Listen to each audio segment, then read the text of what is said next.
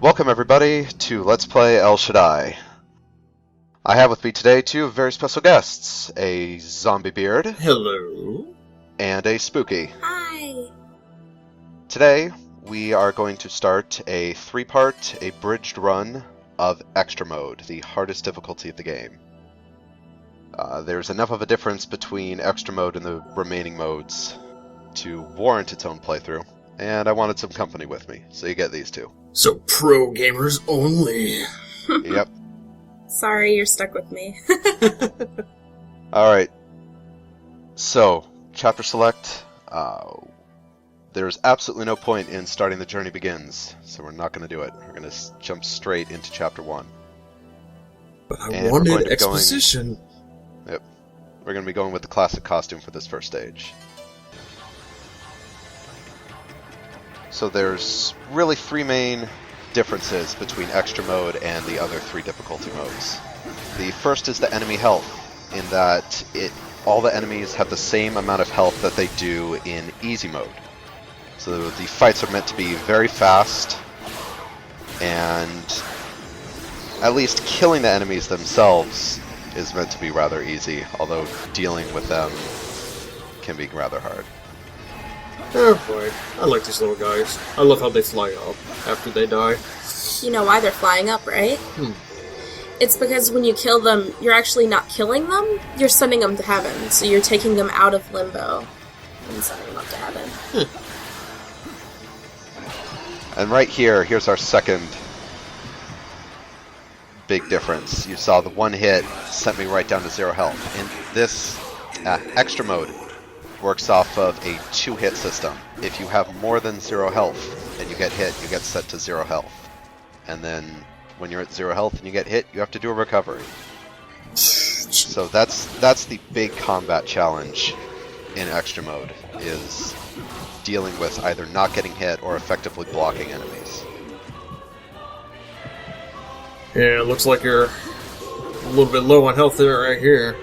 Yeah, considering how scarce healing items are, you're going to spend most of the game at low health. You also have to be hyper cautious, as I show in this fight with Azazel. I don't take any chances with this fight. The only safe time to do it is right after an attack and the ball of bugs is gone. So if you can't manage that, you're going to get hit. Makes sense. Sure, that makes the fight even longer, though. Yeah, being super cautious does make the fight take a while.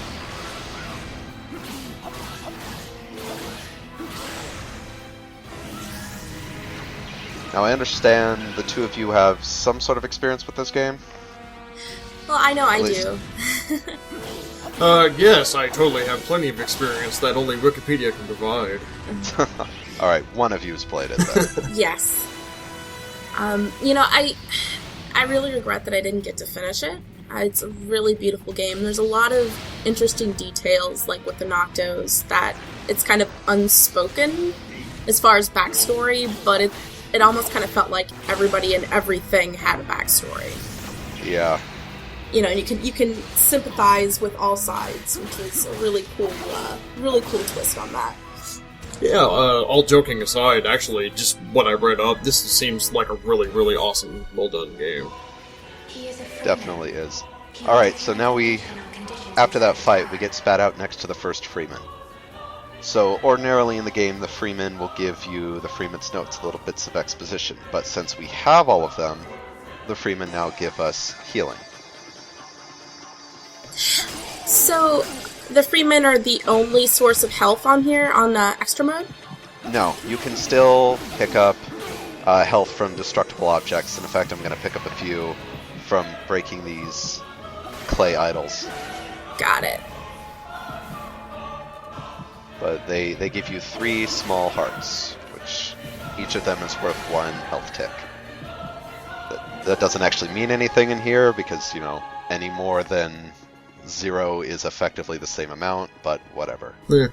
Semantics. Having health is good. And then we come to the end of the stage, and I finish with an S. Woohoo! It's not a G, because I took a spill a few times, but it's good enough. You're a master enough gamer. No, you should see some of the G rank runs. Alright, so then as we head into level 2, we're going to put on our first alternate costume, Old Armor A. Now, this is the one from the beta, right? Yeah, the demo and the first, like, opening fight cinematic thing with Azazel, where there's that rewind thing. Gotcha. So did they ever give any explanation as to why the armor was changed, or was it just to make it more, I guess, identifiable with the players? You mean, like, why did Enoch get his, like, white holy armor thing? Yeah, and, well, I guess blue jeans, because, you know me, I'm not going to complain about a half-naked man. I can't really speak about why the blue jeans, but as for why the armor, Enoch asked for the best Heaven had, so that was Heaven's best armor. Something from the Apple Store. White, smooth, Yeah. simplistically designed. Yeah, I guess. Alright, so I didn't get to show it off in the main game, because I'm just way too good of a player for it, but now you're going to get to see what happens at a game over. Get really sleepy. So if you are forced to recover too many times and you can't do it anymore, then you get kicked here to the game over screen. You get a choice between continue and main menu. If you pick continue, it spits you out at the last checkpoint with a penalty in that your score is reduced to 0. So if you care about score, you always want to dump out to the main menu. And in fact, there's actually really no downside to going to the main menu besides having to endure the loading screens, because reloading your autosave will put you back at the last checkpoint. Same as choosing the continue option. It also has the advantage of resetting the number of rapid-fire recoveries the game thinks that you've done. Since you get a limited number of those, and it's really small in extra mode, that's the third big difference, is that on average you're only going to get 3 recoveries, although I've managed 4 a few times. If you pop out to the main menu and come back in, the game will think that you've done 0. This makes me really glad Mr. Rossetti only exists in Animal Crossing. Yeah. No other games have taken that and applied it. I would not want to have an angel raccoon screaming at me every time I change this system. This game's weird enough as it is. You'll need a gale for this battle. Alright, so our first encounter with Gale enemies. They are, in my opinion, the biggest threat in extra mode, and that's because they can hit you at range and from any angle, even when you're in the air. And the other 2 types of enemies can't do that. That makes them priority number 1 to be in every fight. No problem. Everything's fine. They will You'll need a absolutely gale ruin for you. this battle.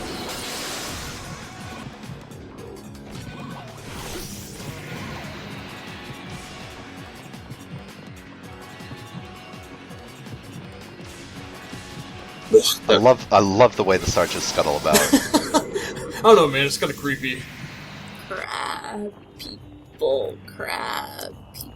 Alright, so right here, everybody may recognize this was the entrance to the first Darkness stage. But when we get over to the part where Ishtar's ghost showed up, she doesn't show up again. That's because once you have all of Ishtar's bones, you can't re-enter the Darkness stages.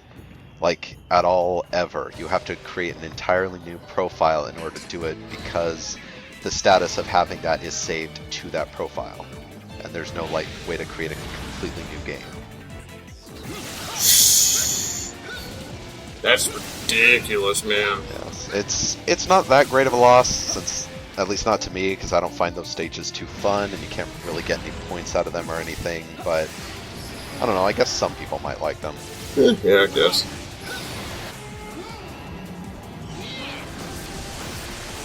So our first encounter with Sariel. I get a bit greedy. Yeah.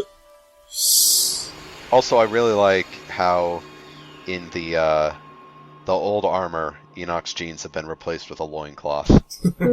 So we are really going old style here.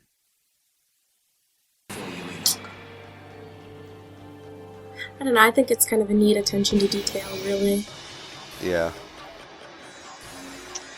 So, while we watch me get demolished by these guys, since enemies get really vicious on extra mode, I wanted to ask you kind of a weird question. Yeah, shoot. Did either of you happen to see much in the way of advertising for this game? You know, like, the only thing that I could really think of is, like, a little bit of advertising on The Escapist, but that's about it. And for me, I don't remember any television advertisements, but I do remember, like, hearing a lot about it word of mouth, as far as a lot of my friends talked about it a lot. No problem. Everything's fine. Yeah, I was pretty much the same boat. Like, I never saw any banner ads or anything for it. The only thing I saw was, like, one of those little 30-second pre-video advertisements on The Escapist, actually. Yeah. That was it. Granted, I don't watch any television, so I don't know if there were TV ads, but yeah, this game went almost completely under the radar. Seems really unfortunate. Yeah. Like, I feel like if this game had been better advertised, it would have sold better, just because of its uniqueness, and then Ignition wouldn't have gotten shut down. Yeah, right. So, here I screw up the timing on that. I don't manage to pull off a guard break, and I pay for it. Yes, punchy gloves! Yep. First fight with punchy gloves. Just love them. I just love the concept of them. And I do love, like, the ceramic breaking noise whenever you're breaking armor. It's just excellent. No problem. Everything's fine. Very satisfying. The Veil is super satisfying to use, especially with, like, the nice audible thunk of when you hit something, and then how the game sort of slows down for a frame, just to let you soak in that impact. It's super great. And now we fight a big daddy. Yep.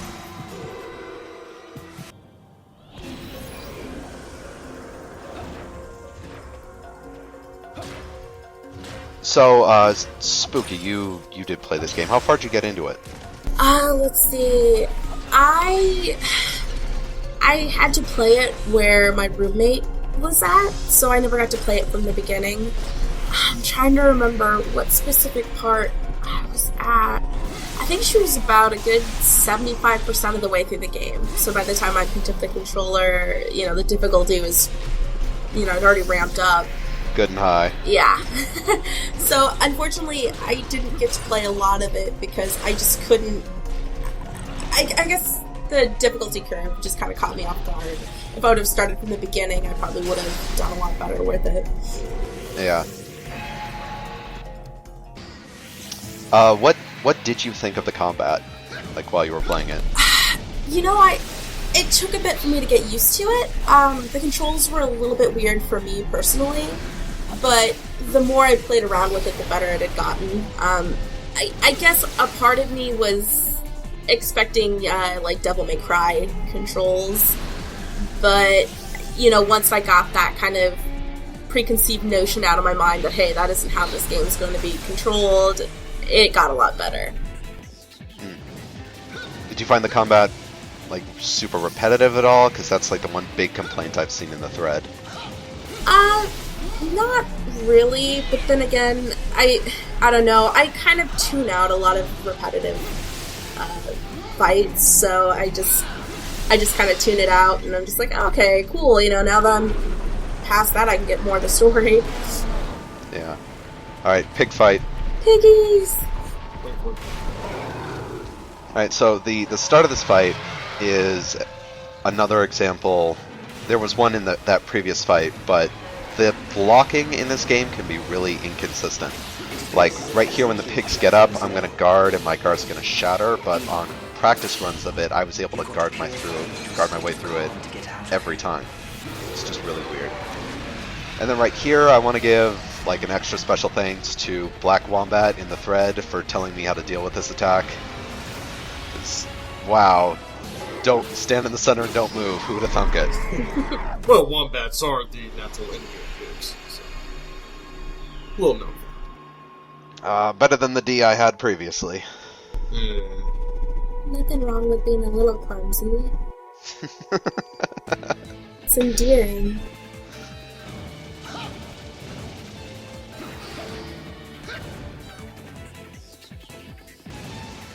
Alright, so first fight with Sariel, skipping over the first platforming stage.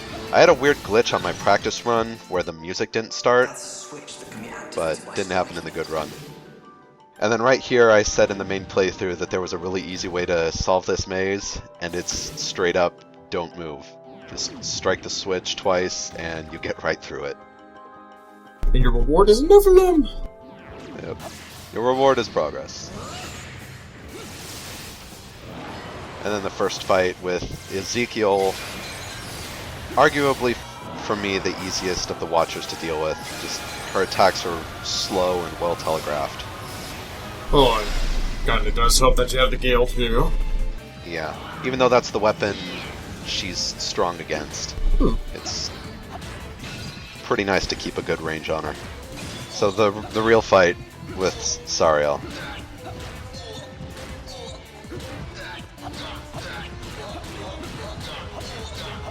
Nice long combos on this guy, because he stuns really hard. And then right here, he and I get into a bit of a battle of wills here. He wants to keep using this attack, and I am waiting for him to do something else before targeting him. You just played a lot of Toho and just kind of wanted to show off. There's no grazing bonus in this game. Oh. So eventually I just decide, hey, if you're going to keep doing that, I'm just going to cheap shot you until you stop. And it takes about 6 iterations.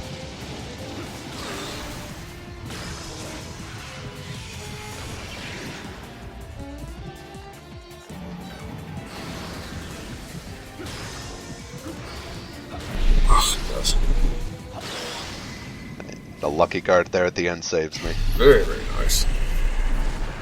And then we go in to fight Man-Bat. Looks like a Zelda boss. Yeah, actually, he really does, now that I think about it. So it takes a solid minute of dodging before the overboost cinematic triggers. But then it does, and I decide to leave this entire overboost in, because on my main profile, I have overboost up at level 10, and I wanted to show just how long it lasts. Just watch this guy's health bar.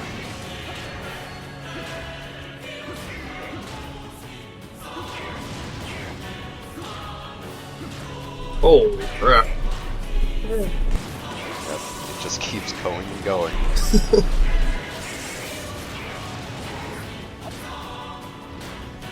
I get through the entire first third of his health bar and then some.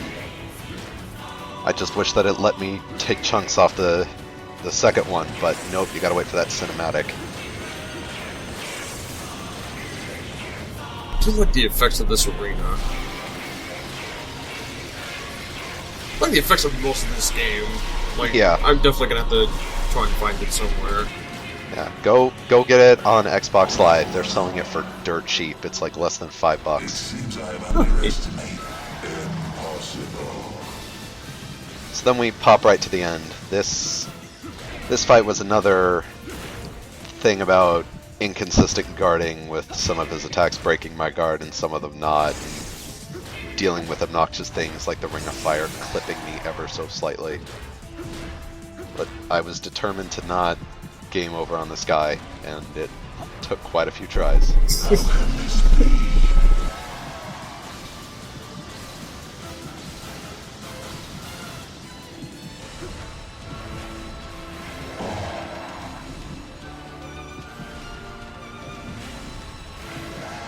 Sorry, I am just kind of caught up in just the whole game right now, as far as just visuals and music and... And right here, right at the very end, he catches me in attack and knocks me down, and I lose my mind just mashing the buttons on this one. Everything's fine. 'Cause then just one more punch and he goes down. Oh man. I would be Yep. so pissed. That was a tense fight for me. Yeah. And I finish out with an A. Nice! So much better than the D I had previously. The world definitely worth it. Now that so we move into stage 5 and we've switched armors. We're now in the old armor B, the brown one. How exciting! Current gen armor, pretty much. Yep. I was thinking the Gap version of his armor. His Gap khakis. I managed to get a lucky perfect guard on that Gale. It'd be really awkward trying to hit that guy in the face. Just get your arm stuck. Oh god, I'm so sorry. Stop both of us. And then you gotta break it to get it out, but that's his health meter, so it kills him instantly. Okay.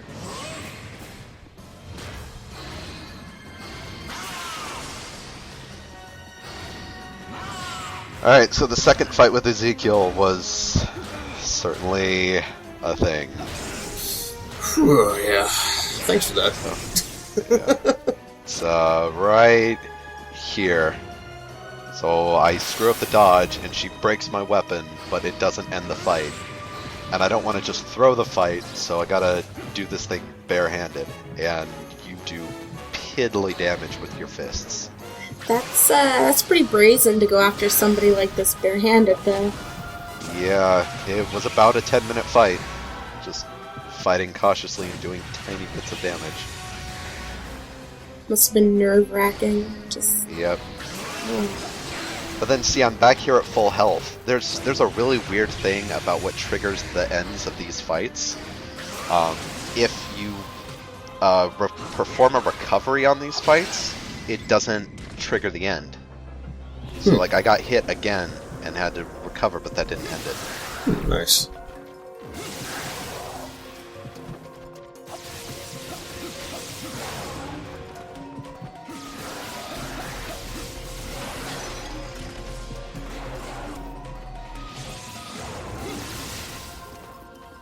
So yeah, go ahead.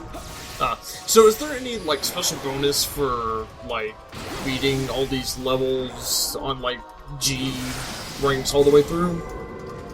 There are achievements. No. Beating every level with a G rank will get you an achievement. They are all different names of different angel ranks.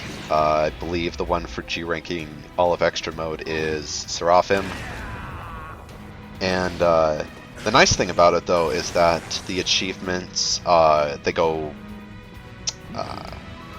okay, I'm just not even going to try and be clever on how to phrase that. If you get the achievement on one difficulty, it gives you the equivalent achievement on all lower difficulties. Oh, well, that's nice, I guess. So oh, sorry, go on. If you get the all G rank on extra, you'll get it for hard, normal, and easy as well, all at once.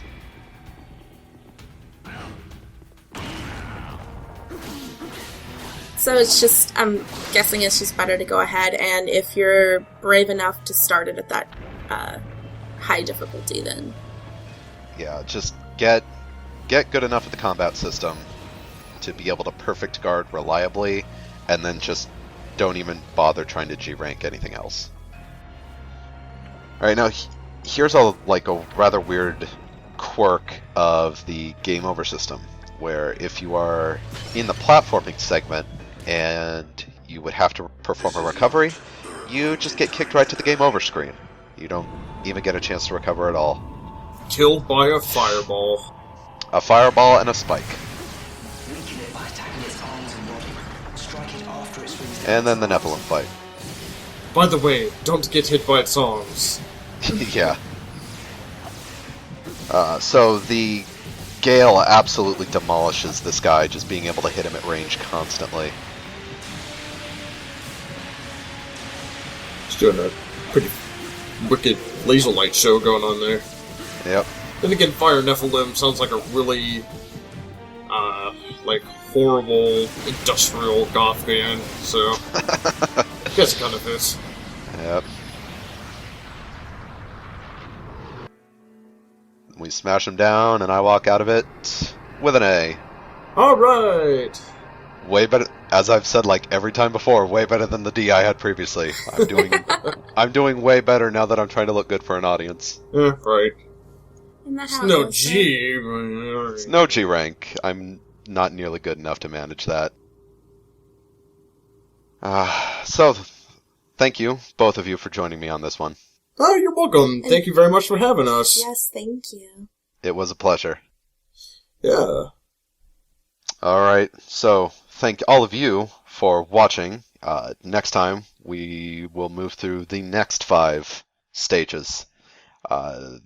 These are the slightly more interesting, gimmicky stages. So get ready for some real changes in gameplay here. Don't do drugs.